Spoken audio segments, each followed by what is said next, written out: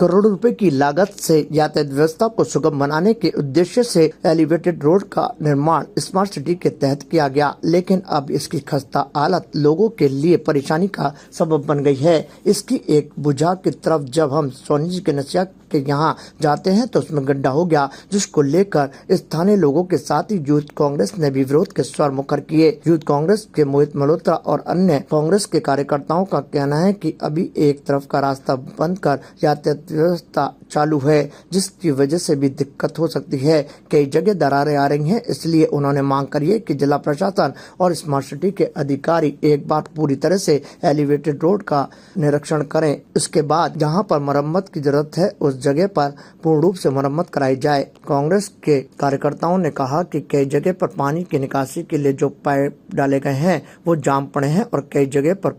Pipe टूट गए हैं, उन्हें भी पूर्ण रूप से दुरुस्त किया जाए ताकि कोई बड़ा हादसा न हो। सारी व्यवस्था पूर्ण करने के बाद यदि एलिवेटेड रोड सुचारू रूप से शुरू होता है तो फिर किसी तरह की कोई दिक्कत नहीं होगी। एलिवेटेड रोड के ऊपर जिस तरीके से पूरे रोड के ऊपर जो एलिवेटेड रोड की बाउंड्री है, उस मुंडेर तक एलिवेटेड रोड के ऊपर 2 व्हीलर की गाड़ियां 4 व्हीलर की गाड़ियां चलती हैं, परंतु नीचे से आके आप देखोगे तो एलिवेटेड रोड के नीचे जो लेंटर डले हुए, लेंटर के बाद में 3 फीट का एरिया जो बाहर निकला हुआ है, उस एरिया के अंदर दरारें आ रही है। जहाँ पे भी जो एक लेंटर से दूसरा लेंटर जब शुरुआत हो रहा है, वहाँ पे पूरा कम से कम भी 3-3, 4-4 इंची की दरार पूरी बहती हुई जा रही है। उस दरार जो आ रही है, पूर्व में भी युवा कांग्रेस ने हमारे कल जब खर्रा जी मंत्री साहब आए थे उनको भी ज्ञापन सौंपा था। युवा कांग्रेस की यही मांग है कि जिस तरीके से जो गतिविधियां हो रही है और अभी भी जो एलिवेटेड ब्रिज है वो संचालित हो रहा है, चल रहा है, सिर्फ एक भुजा बंद करी गई है, बाकी सब भुजाओं के ऊपर गाड़ियां चालू है, तो कभी भी कोई बड़ी दुर्घटना हो सकती है, उसकी पूरी संभावना है। जिस तरीके दरार चल रही है, बारिशों के दिन है,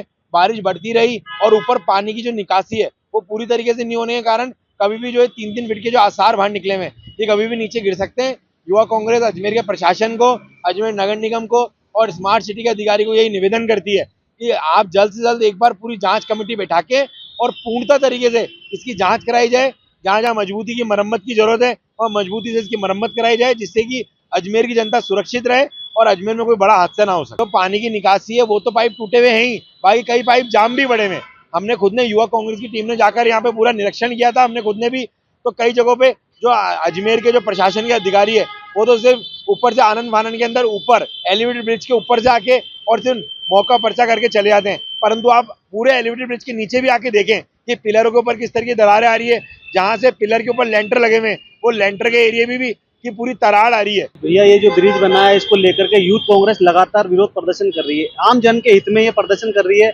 आप देखिए किस प्रकार यहाँ पर ब्रिज के ऊपर दरारें आ रही है। पूर्व में भी इसी